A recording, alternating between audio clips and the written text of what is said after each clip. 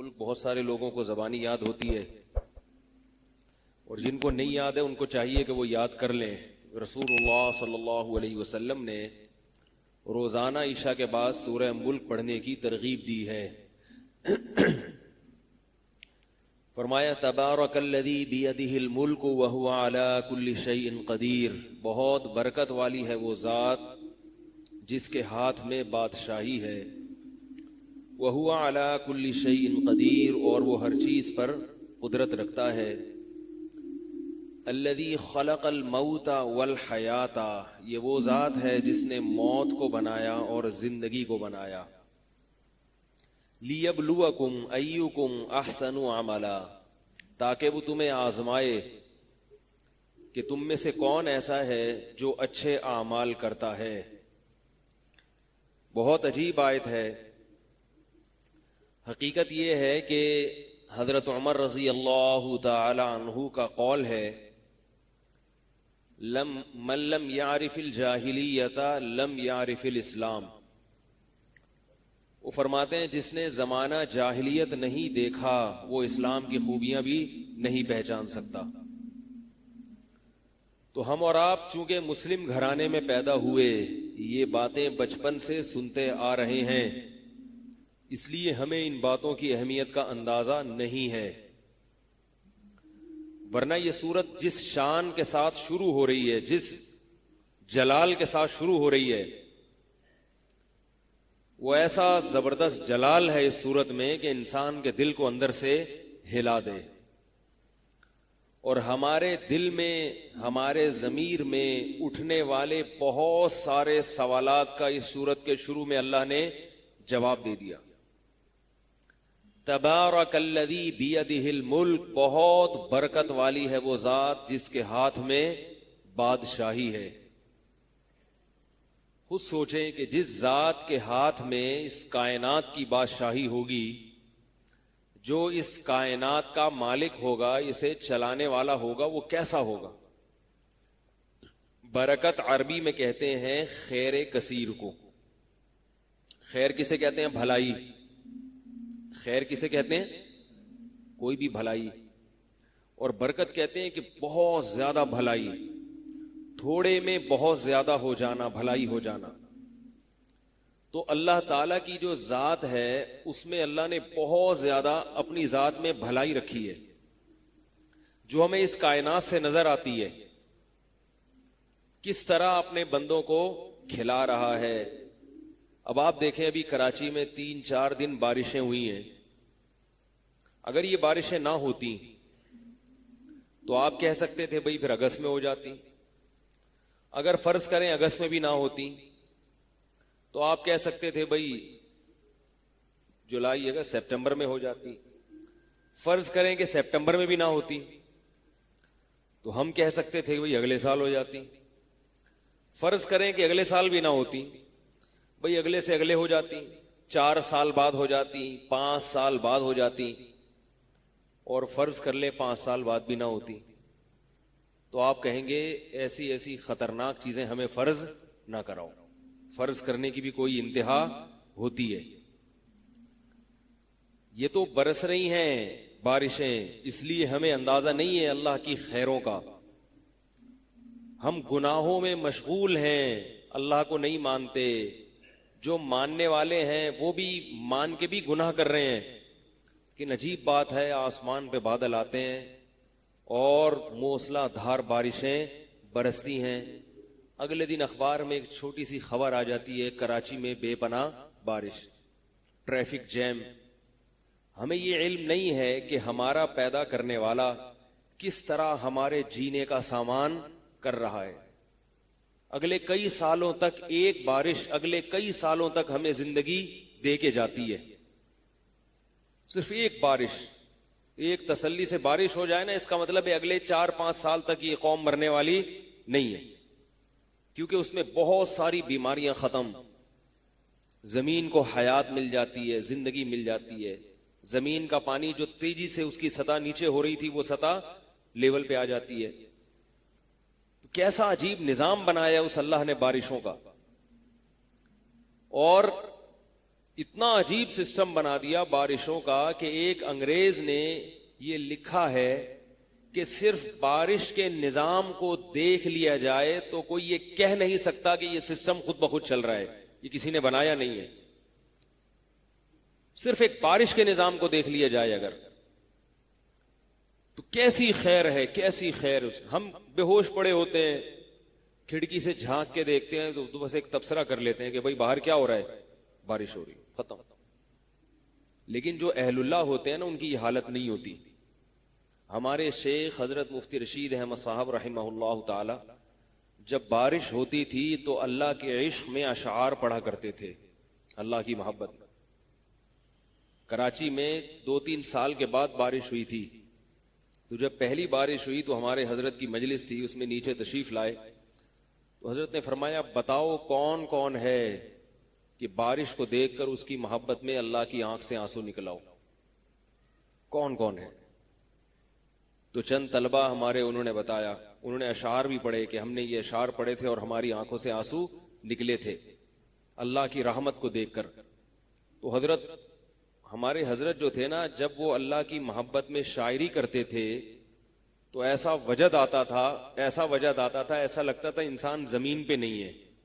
وہ تو چونکہ ان کے دل کی آواز ہوتی تھی نا، دل کی آواز ہوتی تھی، اللہ کی محبت ایسے بھڑکتی تھی، تو ایسے شاعری کرتے تھے کہ حالانکہ یہ نہیں کہ کوئی ترنم سے پڑھ رہے ہوں یا کوئی موسیقی چل رہی ہو ساتھ میں، تو ایسا ایک دل میں جوش پیدا ہوتا تھا کہ طلبہ حضرت کو لکھ کے دیتے تھے خط میں کہ حضرت جب آپ اللہ کی محبت میں شاعری کرتے ہیں تو ایسا لگتا ہے کہ ہم زمین پہ نہیں ہیں، آسمان پہ پہنچے ہوئے، ہوا میں اڑ رہے ہیں. تو یہ اللہ والوں کے ساتھ اگر رہے نا انسان تو وہ ہر چیز کو صحیح رخ سے دیکھنا شروع کر دیتا ہے.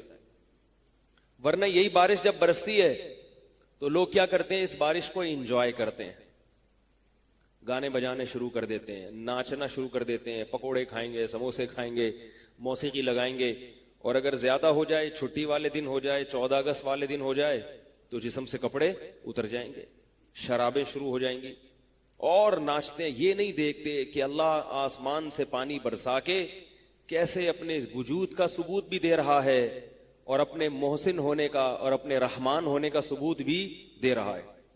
قرآن میں اللہ نے اپنی نعمتوں میں جتنا بارش کو ذکر کیا ہے شاید کسی اور نعمت کا اتنا ذکر نہ کیا ہو، کیونکہ ہر چیز بارش سے پیدا ہو رہی ہے. اگر یہ بارشیں آسمان سے برسنا بند ہو جائیں تو ہمارے پھلوں میں ذائقے ختم ہو جائیں گے. ہم آرٹیفیشل کھادیں ڈال کے جو چیز اگا رہے ہیں نا، وہ ذائقہ اس میں ختم. یہ جو ہمارے آموں میں مٹھاس ہے نا، یہ کھاد سے نہیں ہے. ہم یہ سمجھ رہے ہیں کہ کسان جو کھاد ڈالتا ہے اس سے آم میں مٹھاس آتی ہے، ایسا نہیں ہے. کھاد جو انسان یوریا بنا رہا ہے نا، اس نے تو آم کی ایسی کی تیسی کر دی ہے. یہ تو آسمان سے پانی برس رہا ہے جو اپنے ساتھ نائٹروجن لے کے آتا ہے، زمین پہ کھاد لے کر آتا ہے.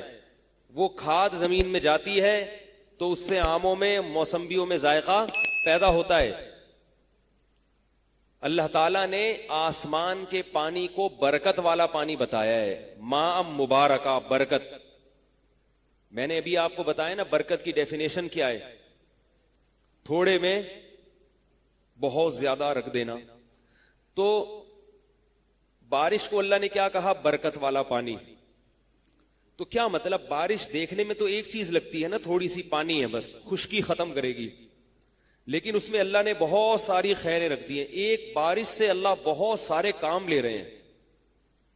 ایک بارش سے آسمان سے کھاد بھی اتر رہی ہے، اسی بارش سے فضا میں موجود جراثیم بھی ختم ہو رہے ہیں، اسی بارش سے جتنی آلودگی ہے وہ زمین میں دفن ہو رہی ہے، اسی بارش سے زمین کی سطح کے اندر پانی کی سطح بھی ایک حد تک محفوظ ہے، اسی بارش سے زمین میں زندگی بھی پیدا ہو رہی ہے، طرح طرح کے نباتات اور پتہ نہیں کیا کیا جو اللہ جانتا ہے، ہم نہیں جانتے. اسی بارش سے گرمی کی شدت بھی ختم ہو رہی ہے.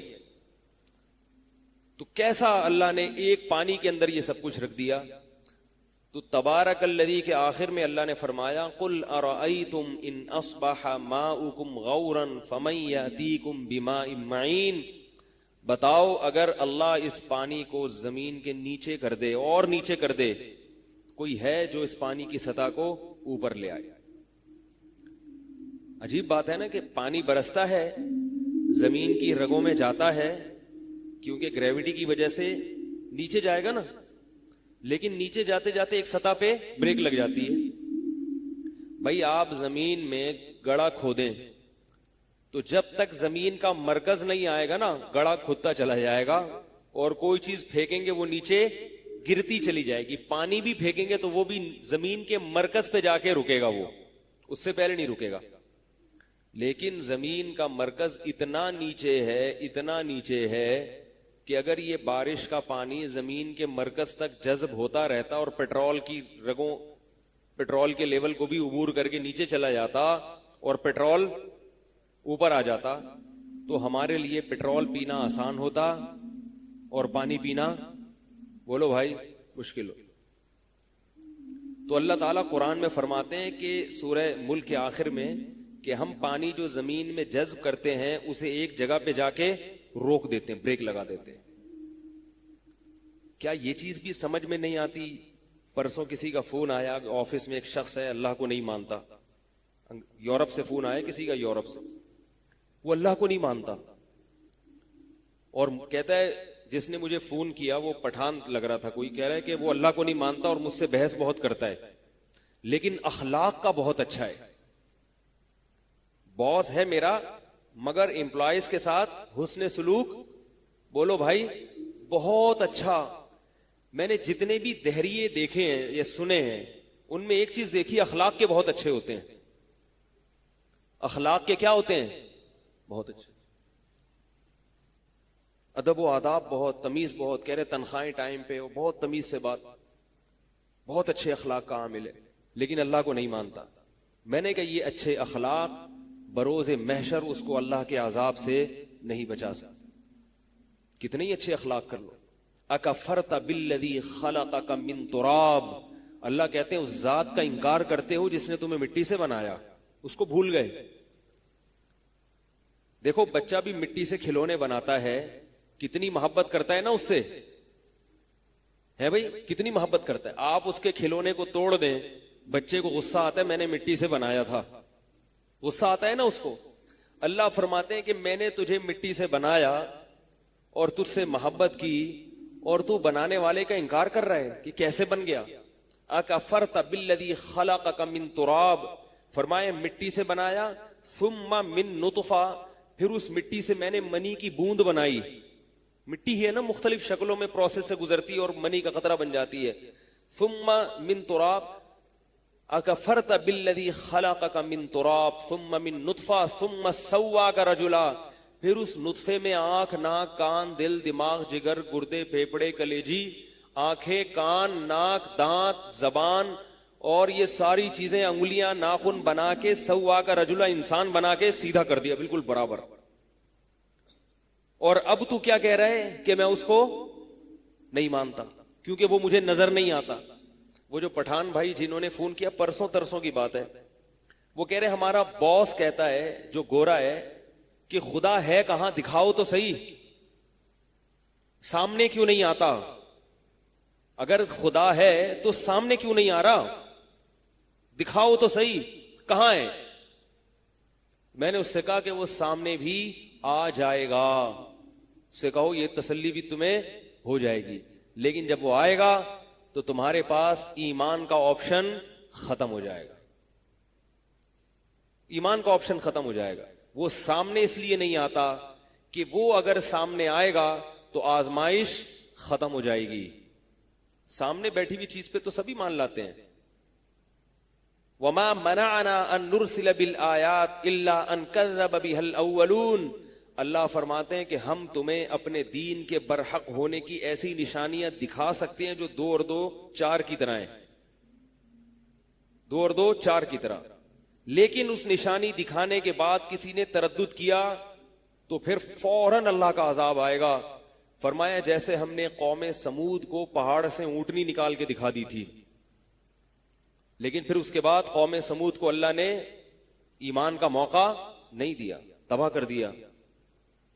تو اللہ ایسی نشانیاں بھی دکھا سکتے ہیں. ایک غیر مسلم کہہ رہا تھا کہ بھئی ایسی نشانی مجھے چاہیے, سب کچھ مجھے یقین ہو گیا, اسلام کا سب کچھ ہو گیا, دلائل, مجھے ایسی نشانی چاہیے. بلکہ غیر مسلم کیا, وہ تو مسلم تھا لیکن اس کو اسلام پر شکوک و شبہات ادھر ہی مسجد میں ہی آگے ملا مجھ سے رمضان سے پہلے. شکوک اتنے ہیں اسلام پہ کہ میں چاہتا ہوں اللہ کوئی ایسی دکھا دے ایک دم ٹائٹ والی نشانی. نا ٹائٹ نہیں ہوتی, جو ایک دم بس ایسے جیسے میں کہوں کہ یار یہ سیب جو ہے نا یہ کیلا بن جائے تو وہ کیلا بن جائے, یہ خربوزہ کیا بن جائے, ناریل بن جائے. اگر اللہ ہے تو یہ کر کے دکھا دے. ہے بھائی, بات آ رہی ہے سمجھ میں کہ نہیں آ رہی؟ تو اللہ کیا فرماتے ہیں کہ قوم سمود نے ایسی ہی بےہودہ نشانی مانگی تھی. وہ بےہودہ نشانی کیا تھی؟ پہاڑ سے اونٹ نکالو. کوئی لاجک بنتی ہے؟ خربوزے کو تربوز بنا دو تو سمجھ میں آتا ہے, کیونکہ خربوزہ اور تربوز آپس میں تھوڑے تھوڑے ملتے جلتے ہیں نا. نیا نیا کوئی گاؤں سے آئے تو وہ تو اس کو خربوزہ بولو تو تربوز اٹھا کے لے آئے گا, تربوز بولو تو خربوزہ اٹھا کے لے آئے گا. ٹھیک ہے, تھوڑا سا ان میں ہے. لیکن پہاڑ ہے, اس سے کیا بولا, اونٹنی نکالو. تو اللہ فرماتے ہیں کہ ہمیں عادت کیا ہے ہماری کہ جب ہم ایسی نشانی دکھاتے ہیں تو پھر کذب بها الاولون, لوگ پہلی بات تو یہ کہ عادت یہ ہے کہ لوگ ایمان لاتے نہیں ہیں. اسے یا تو نظر کے دھوکے پر محمول کریں گے یا اس کی کوئی سائنٹیفک لاجک نکالنا شروع کر دیں گے یا اس میں کچھ جادو کا الزام لگا دیں گے, جادو کیا ہے. فرمایا کہ وما منعنا ان نرسل بالآیات الا ان کذب بها الاولون. فرمایا اس لیے ایسی نشانی نہیں دکھاتے, بہت ساری وجوہات میں سے ایک یہ ہے کہ پچھلی امتوں کو جب بھی دکھائی ہے انہوں نے اقرار نہیں کیا. فرعون کے سامنے معجزے دکھائے گئے, فرعون نے جادو کہہ کے موسیٰ کا انکار کرتا رہا. جادوگروں کا مقابلہ کرا کے ثابت کرا دیا کہ یہ جادو نہیں ہے. جادوگروں نے اقرار کیا کہ جادو نہیں ہے. موسیٰ نے کہا کہ فرعون نے کہا کہ جیسے معاذ اللہ موسیٰ جھوٹ بولتے تھے جادوگر بھی جھوٹ بول رہے ہیں. بھائی جب آپ انکار کرنے پر آ جاؤ تو بڑی نشانی ہو یا چھوٹی نشانی ہو آپ نے انکار کرنا ہی ہے. اور جب ماننے پر آ جاؤ تو اللہ نے اس کائنات میں اتنی نشانیاں رکھ دی ہیں پہلے سے بغیر ہمارے مطالبے کے کہ ان نشانیوں کو دیکھ کر ہم اس ضبط پر ایمان لا سکتے ہیں, کہ ان کو دیکھے بغیر بھی لا سکتے ہیں. صحابہ کرام جو تھے وہ معجزے دیکھ کر ایمان نہیں لائے تھے, اور جن لوگوں نے نبی سے معجزوں کا مطالبہ کیا کہ چاند کے 2 ٹکڑے کر دیں, نبی نے ان کے سامنے ٹکڑے کیے تو بھی وہ ایمان نہیں لائے. نہیں لگے نا, نظر کا دھوکہ ہے, یہ غلط ہے. میرے سامنے ایک دفعہ ایک میاں بیوی کا جھگڑا آیا, عورت نے شوہر پر ایک الزام لگایا, شوہر نے کہا یہ الزام غلط ہے, عورت نے کہا قسم اٹھا کے کہہ دو غلط ہے. شوہر نے کہا ٹھیک ہے, اس نے اللہ کی قسم اٹھائی اور کہا کہ یہ الزام غلط ہے. میں بیٹھا ہوا تھا نا, کیونکہ میں کیس کاؤنسلنگ کر رہا تھا میں, تو عورت نے کہا یہ جھوٹ بول رہے ہیں. مجھے غصہ آیا, میں نے اس خاتون سے کہا کہ پھر آپ نے یہ کیوں کہا تھا کہ یہ قسم اٹھا کے بولے؟ نہیں آ رہی بات؟ بھئی قسم اٹھوائی کیوں؟ جب آپ نے یہ بعد میں بھی یہ کہنا تھا کہ یہ جھوٹ بول رہا ہے تو آپ کو قسم نہیں اٹھوانی چاہیے تھی. اس سے قسم بھی اٹھوا لی اور اب کیا الزام لگ رہا ہے؟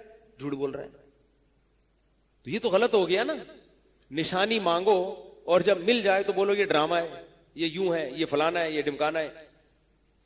تو اللہ نے اس کائنات میں اپنے برحق ہونے کی اتنی نشانیاں رکھ دی ہیں جو قرآن میں اللہ نے بیان کی. آ کا فرتا سوالیہ نشان ہے. آ کا مطلب ہوتا ہے عربی میں سوال. ایسی ذات کا انکار کرتے ہو جس نے تمہیں مٹی سے بنایا. غور تو کرو, پھر اس مٹی کو کیا بنا دیا؟ پانی کی ایک بوند.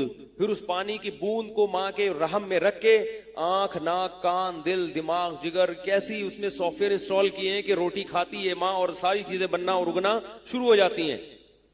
ثم سواک رجلا, پھر انسان بنا کے ہم تمہیں باہر نکالتے ہیں. اور لا تعلمون شیئا, اس وقت جب تم دنیا میں آتے ہو تمہیں دنیا کی کسی چیز کی کوئی خبر نہیں ہوتی, پتہ ہی نہیں ہوتا. لیکن وہ رب تمہاری ضرورتیں تم سے زیادہ جانتا ہے. لہذا وہ تمہاری خوراک کا بھی انتظام کرتا ہے. اس وقت انتظام کیا کیا اس نے؟ ماں کی چھاتیوں میں دودھ پیدا کر دیا. پھر انتظام کیا کیا؟ دنیا میں آئے, آسمان سے بارشیں برستی ہوئی دیکھی تم نے. یہ سب تمہاری زندگی کا سامان تھا. ساری چیزیں دیکھتا دیکھتا دیکھتا اندھا ہو جاتا ہے. دیکھتے جیسے جو چیز بہت زیادہ نظر آتی ہے نا, تو وہی پھر نظر نہیں آتی. کسی نے بڑی پیاری مثال دی ہے, ہمارے جسم کے اعضاء میں ہمارے سب سے قریب, آنکھوں کے سب سے قریب کون سا عضو ہے؟ بولو نا بھائی. ناک ہے نا.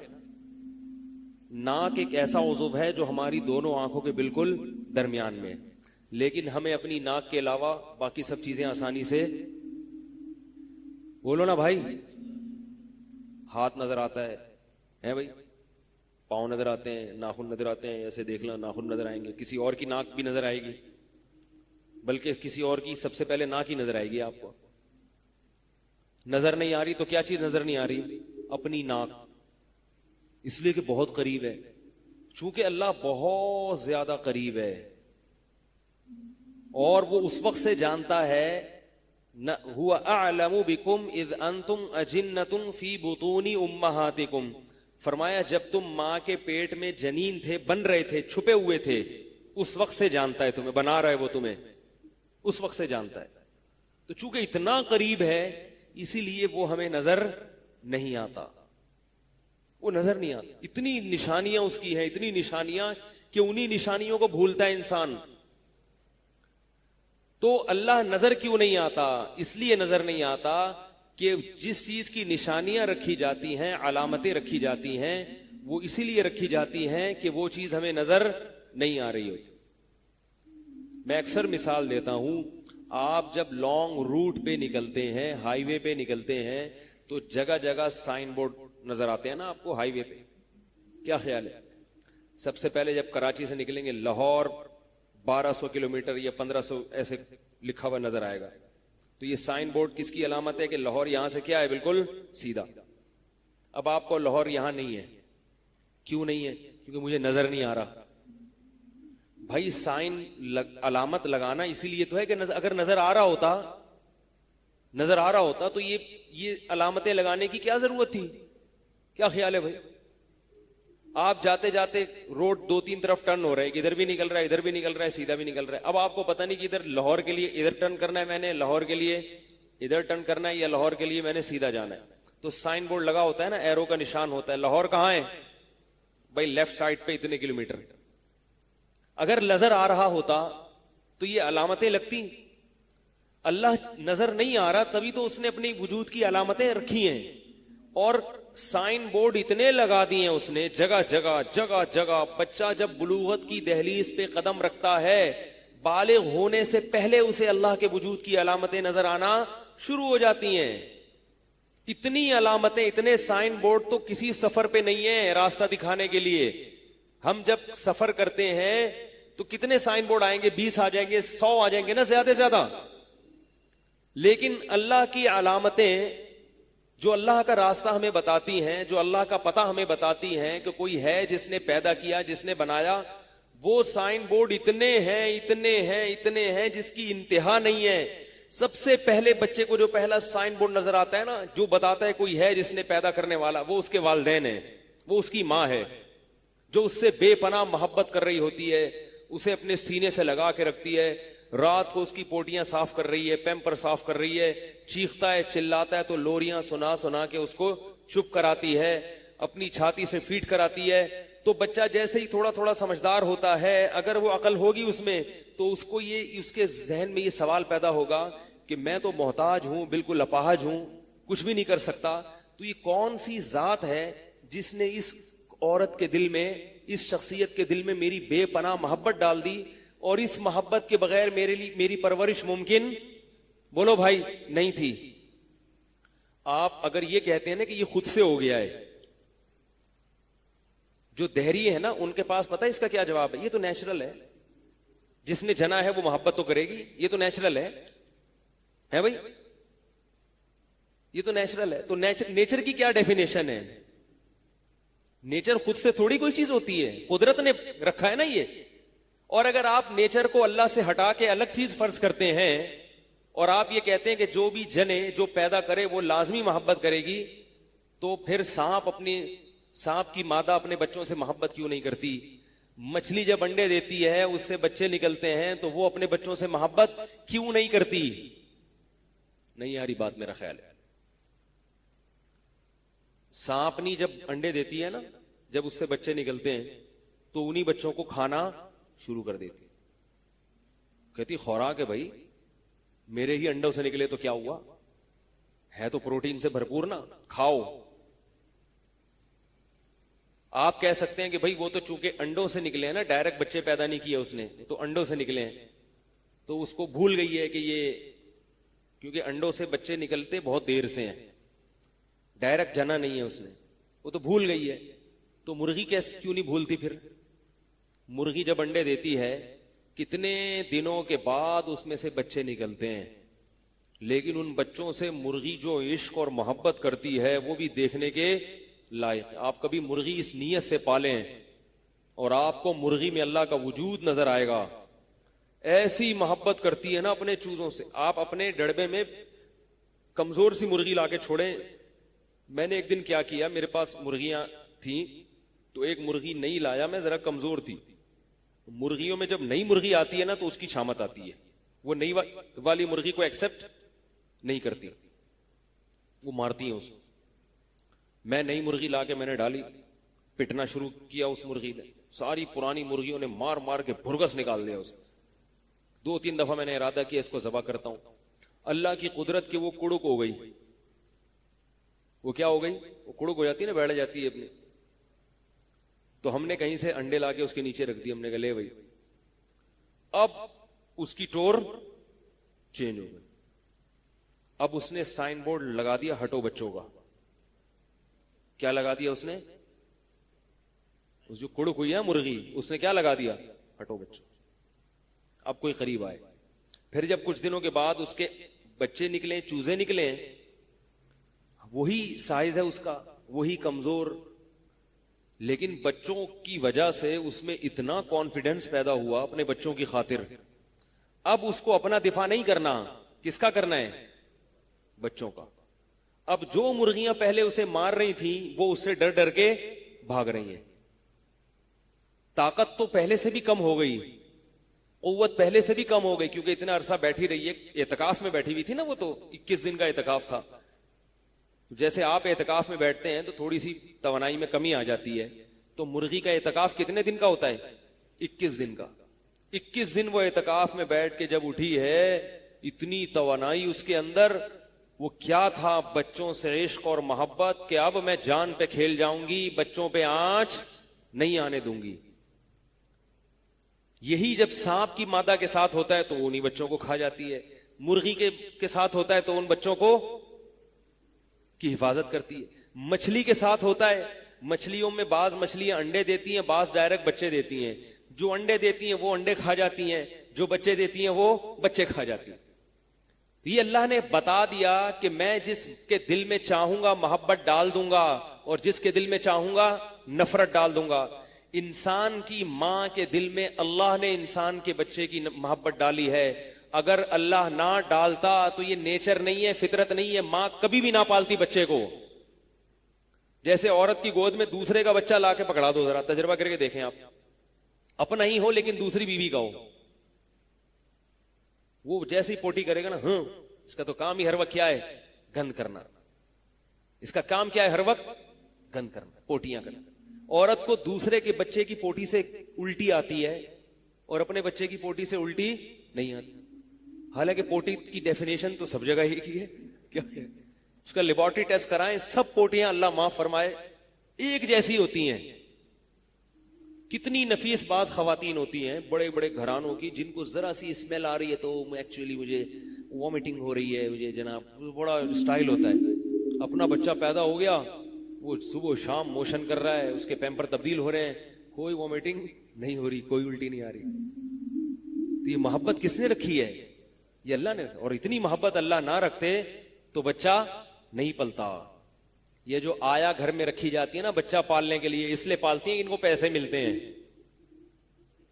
یہ اس لیے پال لیتی ہیں کہ ان کو پیسے ملتے ہیں، اور پھر بھی اس طرح سے نہیں پالتی جس طرح سے ماں پالتی ہے، کیونکہ ماں تو سینے سے لگا لگا کے لوریاں سنائے گی، اور کیسی محبت سے اس کی آنکھ کی ٹھنڈا کہ بچہ جب مسکرائے گا تو ماں کا دل اندر سے ہنستا ہے، ماں کا دل، چاہے بچہ کیسا ہی ٹیڑھا میڑا ہو، کالا کلوٹا ہو، معذور ہو، ہر وقت ناک نکلتی رہتی ہے اس کی، ہر وقت ٹیڑھا میڑا گندا۔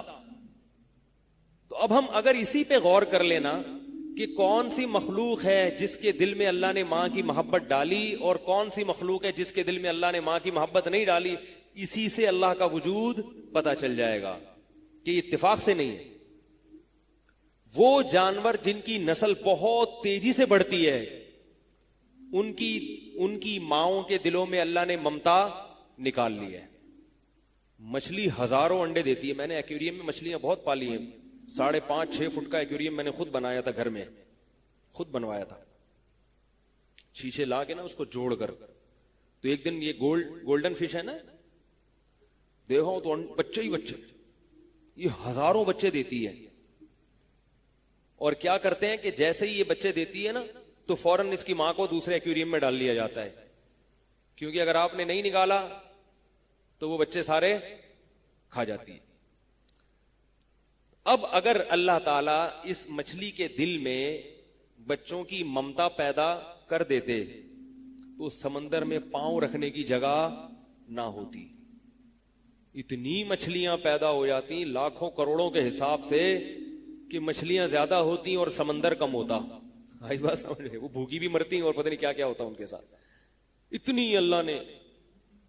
تو اللہ نے کیا کہا کہ میں پیدا تو بہت کروں گا مگر ماں کے دل سے ممتا چھین لوں گا، تاکہ ان کا گروتھ ریشو ایک اعتدال سے بڑھے۔ گروتھ ریشو جو ہے نا وہ بہت زیادہ بھی نہ ہو اور بہت کم بھی نہ ہو۔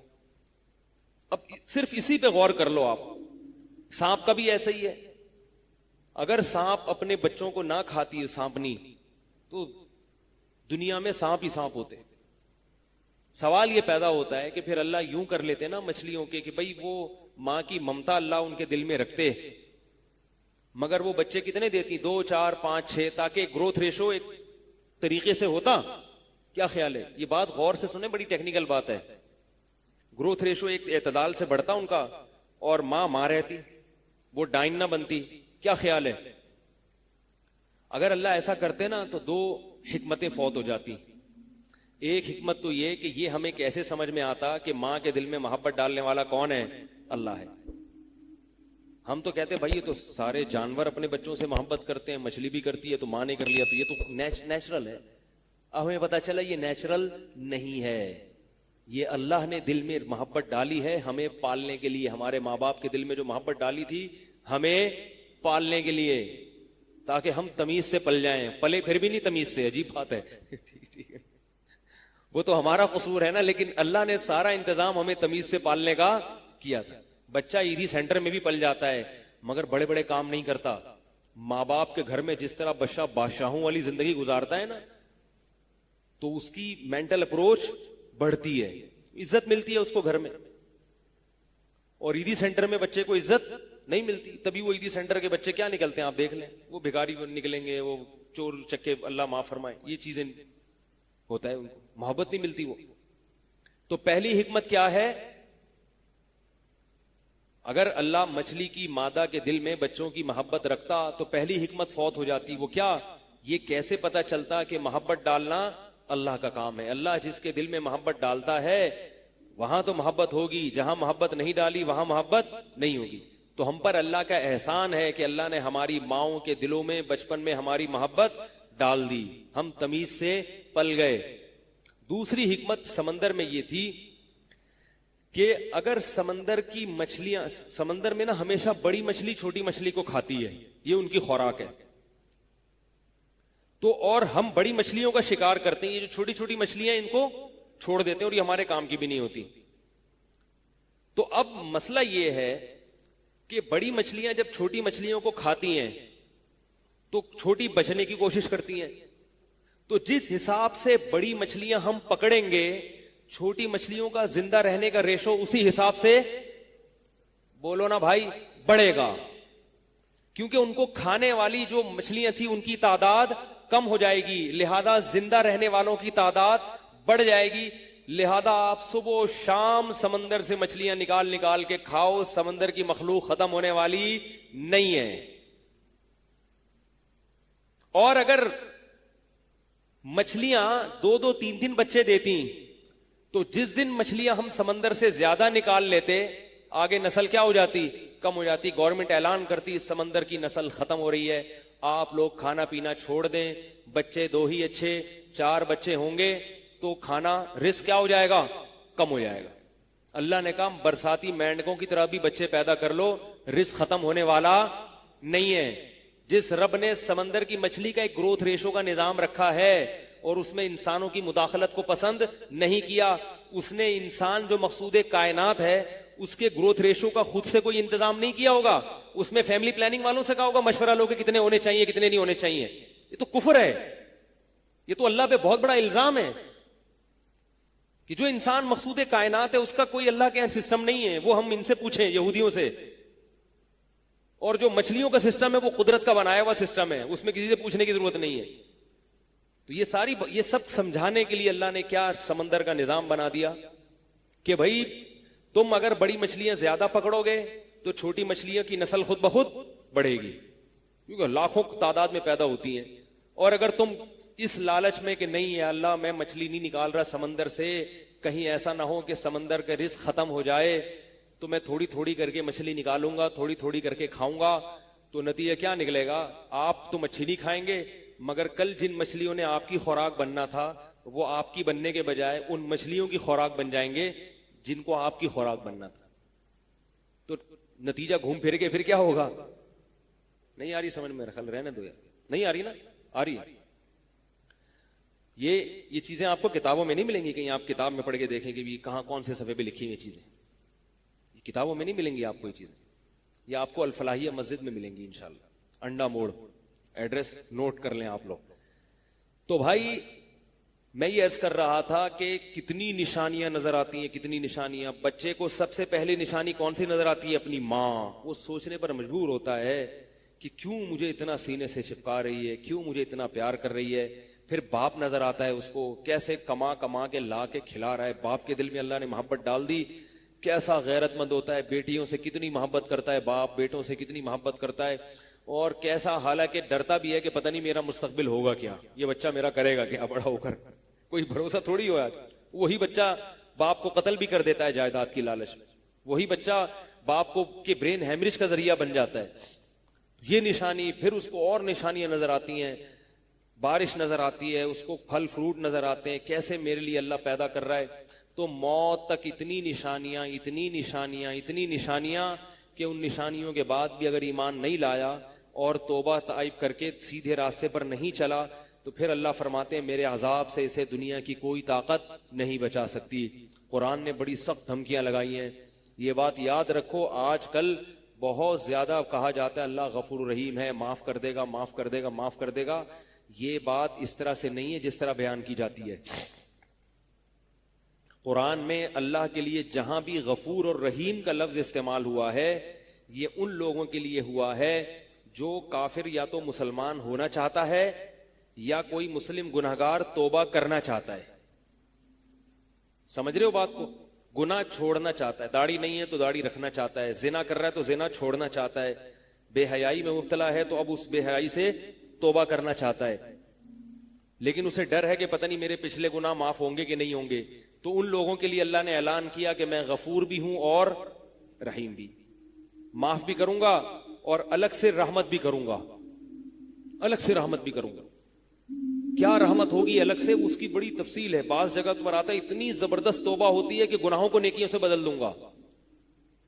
توبہ اگر بہت شاندار کی نا تم نے، ایسے پلٹ گئے، بالکل الٹے ہو گئے، بالکل زندگی الٹ گئی تمہاری، اور پچھلی کوتاہیوں کا کفارہ بھی کر لیا، تو یبدل اللہ سیئاتہم حسنات، تمہاری برائیوں کو نیکیوں سے تبدیل کر دوں گا. توبہ کے درجات ہوتے ہیں نا، ہر ایک کی الگ توبہ ہوتی ہے.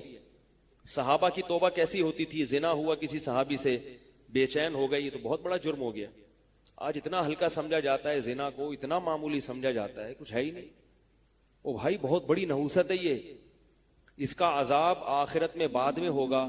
زانی کو جو دنیا میں سب سے پہلا عذاب ملتا ہے نا، وہ یہ ملتا ہے کہ اس کو اس گناہ کا چسکا لگ جاتا ہے. وہ زنا کرتا ہے یہ سوچ کے کہ صرف ایک دفعہ کروں گا، لیکن یہ ہمیشہ سوچ سوچ کے کرتا رہتا ہے، اور اسی حال میں اس کی موت آ جاتی ہے. زانیوں میں مرتا ہے وہ. یہ بہت بڑی بھول ہے کہ میں ایک دفعہ گناہ کر لوں پھر توبہ کر لوں گا. اور یہ شیطان اس لیے کرواتا ہے، یار دیکھیں تو صحیح اس گناہ میں لذت کیسی ہے، ذائقہ کیسا ہے. ایسی اللہ کی طرف سے اس پر پھٹکار برستی ہے نا زانی پر، وہ تڑپتا ہے کہ مجھ سے چھوٹ جائے. کسی کو اللہ توفیق دے دیتے ہیں، لیکن عام طور پر کیا ہوتا ہے، گیا بس. اتنا مشکل ہوتا ہے پھر اس کو اس دلدل سے نکلنا. اللہ کہتے ہیں اب گند میں منہ مارا ہے، گند میں رہو. گند کھایا ہے نا، اب گند کھایا تو اب گند میں رہو. پھر گندگی میں اس کو مزہ آتا ہے پھر وہ. اس لیے اللہ کا واسطہ جن لوگوں سے زنا نہیں ہوا، اللہ کا واسطہ کبھی بھی اس گناہ کے قریب مت پھٹکو. اللہ نے یہ نہیں کہا کہ زنا مت کرو، اللہ نے کہا وَلَا تَقْرَبُوا الزِّنَا، زنا کے قریب مت جاؤ. قریب کیسے قریب جاتا ہے انسان؟ آپ کے گھر میں کوئی رشتہ دار جوان لڑکی آ گئی ہے یونیورسٹی کی، کالج کی، آپ گھر سے باہر نکل جاؤ. بعض دفعہ ایسا ہوتا ہے، لوگ مجھے بتاتے ہیں کہ کوئی میرے رشتہ دار خاتون آئی، جوان تھی، کزن تھی، گھر میں میں تھا، وہ اکیلی تھی، وہ آ گئی تو میری بڑی عجیب کنڈیشن ہو گئی، میں بہت پریشان ہو گیا، بہت مشکل سے بچا میں ان سے کہتا ہوں آپ گھر سے نکلے کیوں نہیں؟ یہ تو آپ قریب تو چلے گئے نا. جب ایک جوان لڑکی آپ کے گھر میں آئی ہے، آپ کو اس وقت گھر میں نہیں ہونا چاہیے، نکل جاؤ وہاں سے. ایسے دور بھاگو زنا سے، اتنا دور بھاگو. انبیاء ایسا ہی کرتے تھے، تبھی تو بچتے تھے. وہ جتنے بزرگان دین گزرے ہیں، وہ یہ نہیں کہ زنا نہیں کیا، وہ ہمیشہ زنا سے دور بھاگے. ہمارے استاذ نے ایک واقعہ سنایا تھا ہمیں، کتابوں میں یہ واقعہ لکھا ہے کہ ایک طالب علم تھا، پرانے وقتوں کی بات ہے، رات کو مسجد میں چراغ لے کے مطالعہ کر رہا تھا. پہلے زمانے میں لائٹ وائٹ تو نہیں ہوتی تھی، گاڑیوں کے سفر نہیں تھے، اونٹوں کے سفر تھے، تو مسافر لوگ بعض دفعہ آ کے مسجدوں میں ٹھہرتے تھے. تو اس نے دیکھا کہ ایک جوان لڑکی ہے، پردے میں ہے لیکن خوبصورت جوان لڑکی، وہ آئی اور اس سے کہنے لگی کہ میں راستہ بھٹک گئی ہوں، مجھے ایک رات مسجد میں گزارنے دے دو. باقی یعنی صحیح تھی، وہ اسی طرح ہوا تو کہیں بھٹک گئی تھی. شہر میں بھی بعض دفعہ لوگ بھول جاتے تھے نا کہ راستہ بھٹک جاتے تھے. اب یہ پریشان تھا کہ میں اس کو رات کو اگر پناہ دیتا ہوں تو مجھے شیطان ورغلائے گا، اور اس لڑکی کو اگر میں پناہ نہیں دیتا تو یہ کہاں جائے گی رات کو، کوئی اور اس کی عزت سے کھیلے گا. تو اس نے بہرحال اس کو ٹھکانہ دے دیا، اس کو کہا کہ آپ ادھر اس طرف جا کے سو جائیں. نتیجہ کیا نکلا ہے کہ وہ لڑکی اس کو دیکھ رہی تھی، یہ کرتا کیا ہے، اس کو بھی اپنی عزت کا ڈر تھا نا کہ کہیں یہ دست درازی نہ کرے. تو یہ نوجوان جس چراغ میں مطالعہ کر رہا تھا، مطالعہ کرتے کرتے اس کی آگ میں اپنی انگلی لے کے جاتا اور اس کو جلاتا. جیسے ہی وہ جلنے لگتی تو اس انگلی کو واپس کھینچ لیتے، ایک دم تپش آگ لگتی نا، واپس کھینچتا.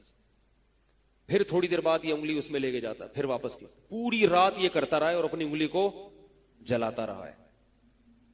صبح جیسے ہی ہوئی ہے، اس نے فوراً، صبح صادق ہوئی نا فجر کی اذان کا وقت، اس نے فوراً اس لڑکی سے کہا یہاں سے چلی جاؤ، فوراً یہاں سے فوراً چلی جاؤ.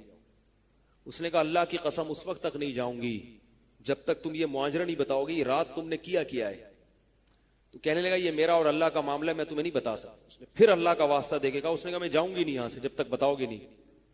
اس نے کہا شیطان مجھے ورغلا رہا تھا کہ ایک جوان لڑکی ہے، اجنبی ہے، کوئی دیکھنے والا نہیں ہے، کوئی دیکھنے والا نہیں ہے، تو زنا کر لو اس سے، کوئی دیکھنے والا نہیں ہے. شیطان مجھے لے کے جاتا تھا تو میں اپنی انگلی آگ میں جلاتا تھا، اپنے نفس کو یہ سمجھانے کے لیے کہ دنیا کی آگ برداشت کر سکتا ہے، جہنم کی بھی برداشت کر لینا، جہنم کی بھی برداشت کر لینا. پھر اور اگر تجھ سے یہ برداشت نہیں ہو رہی تو وہ کیسے برداشت کرے گا؟ کہہ رہے جب میں آگ میں جلنے لگتا تھا نا تو میری چیخ نکلتی تھی کہ یار یہ نہیں ہو رہی تو وہ کیسے برداشت ہوگی. حدیث میں آتا ہے جہنم کی آگ دنیا کی آگ سے 70 گنا زیادہ گرم ہے. 70 गुना ज्यादा गर्म। जब नबी सल्लल्लाहु अलैहि वसल्लम ने सहाबा को ये बात बताई, तिरमिजी की हदीस है कि सहाबा के सीने से रोने की ऐसे आवाजें आने लगी जैसे हांडी खोलती है, ऐसा रोए सहाबा। हालांकि सहाबा गुनाहों से बचते थे, इतना रोए हैं कि सीने के जैसे हांडी खोल रही होती है ऐसे उनके सीने से रोने की आवाजें आई।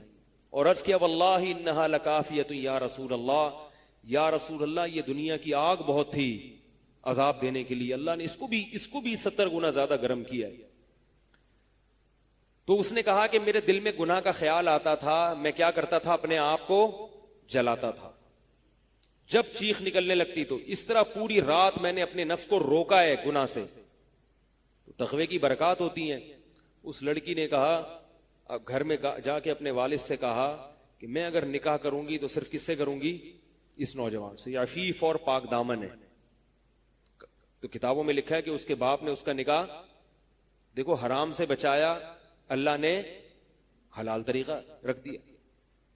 तो जो भी जिना से बचता है ना, याद रखो, जैसे जिना करने का अजाब बहुत सख्त है, ऐसे ही किसी को जिना का मौका मिले और वो बच निकले, उसका सवाब भी बहुत ज्यादा है।